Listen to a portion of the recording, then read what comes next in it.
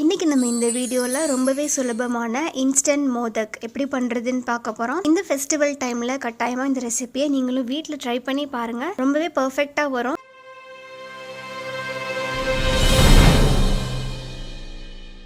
ஒரு கடாய் எடுத்துக்கோங்க. அதுலேயே 1/2 கப் அளவுக்கு பால் ஆட் பண்ணிக்கணும். 2 டேபிள் ஸ்பூன் அளவுக்கு சர்க்கரை, அதுலேயே 1 டீஸ்பூன் அளவுக்கு நெய்.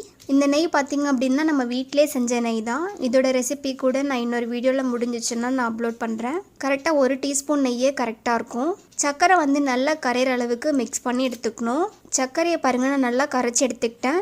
இந்த ஸ்டேஜில் 1 கப் அளவுக்கு பால் பவுடர் ஆட் பண்ணிக்கணும். பால் பவுடர் ஆட் பண்ணதையுமே நல்லா இந்த மாதிரி மிக்ஸ் பண்ணி எடுத்துக்கணும். நீங்கள் இது எல்லாத்தையுமே அடுப்பில் வச்சு ஹீட் பண்ணுறதுக்கு முன்னாடியே பண்ணிடணும்.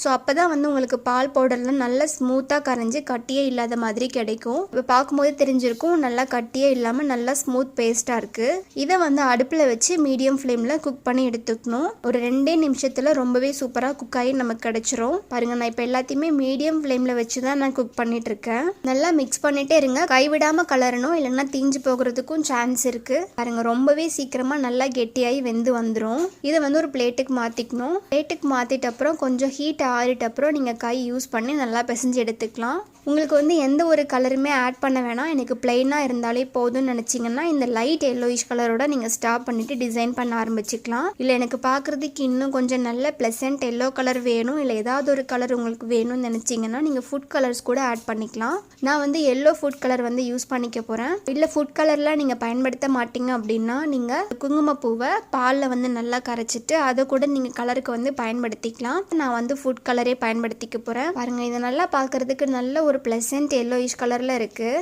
இதை நல்லா ரவுண்ட் பண்ணி எடுத்துக்கணும். அடுத்து இந்த மாதிரி மோதக் பண்ணுறதுக்கு நமக்கு கடைகள்லேயே அச்சு கிடைக்கும். அதை பயன்படுத்தி நம்ம ரொம்பவே சூப்பராக ஷேப் பண்ணி எடுத்துக்க முடியும். ஜஸ்ட் அதில் ஃபில் பண்ணி லைட்டாக இது மாதிரி நீங்கள் ப்ரெஸ் பண்ணி விட்டு டிமோல்ட் பண்ணிங்க அப்படின்னா உங்களுக்கு அது அழகான ஷேப்பில் கொண்டு வந்துடும். பாருங்கள், இதே மாதிரி நான் எல்லாமே செஞ்சு காமிக்கிறேன். இது ரொம்பவே ஈஸி தான். மேக்ஸிமம் இந்த ரெசிபி பண்ணுறதுக்கு 5 நிமிஷமே அதிகம் தான். ரொம்பவே டக்குன்னு நீங்கள் மிக்ஸ் பண்ணிவிட்டு அடுப்பில் வச்சு 2 நிமிஷத்துக்கு குக் பண்ணிவிட்டு ஆறிட்ட அப்புறம் நீங்கள் அச்சில் வச்சு நல்லா ஷேப் பண்ணிங்க அப்படின்னா இன்ஸ்டன்ட் மோதக் கிடைச்சிரும். இந்த மோதக் பார்த்தீங்கன்னா நார்த் இந்தியாவில் ரொம்பவே ஃபேமஸான மாவா மோதக் அப்படி சொல்லுவாங்க. ஒருவேளை உங்ககிட்ட பால் பவுடர் எதுவுமே இல்லைனாலும் பரவாயில்ல, நீங்கள் 1 லிட்டர் அளவுக்கு பாலை நல்லா காய்ச்சிட்டே இருந்தீங்கன்னா அது கடைசியில் பால் கோவா பதத்துக்கு வரும். அதை கூட நீங்கள் டேரெக்டாக இந்த மெத்தடில் நீங்கள் அழகாக ஷேப் பண்ணி எடுத்துக்க முடியும். ஸோ இந்த மாவா மோதக் கட்டாயமாக ஃபெஸ்டிவலில் நீங்களும் ட்ரை பண்ணி பாருங்கள். ட்ரை பண்ணி பார்த்துட்டு எப்படி இருக்குன்னு சொல்லி எனக்கு கமெண்ட்டில் சொல்லுங்கள். இந்த ரெசிபி உங்களுக்கு பயனுள்ளதாக இருக்கும் அப்படின்னு நினைக்கிறேன். இருந்துச்சு அப்படின்னா நம்ம சேனலை சப்ஸ்கிரைப் பண்ணி வச்சுக்கோங்க. And thank you so much.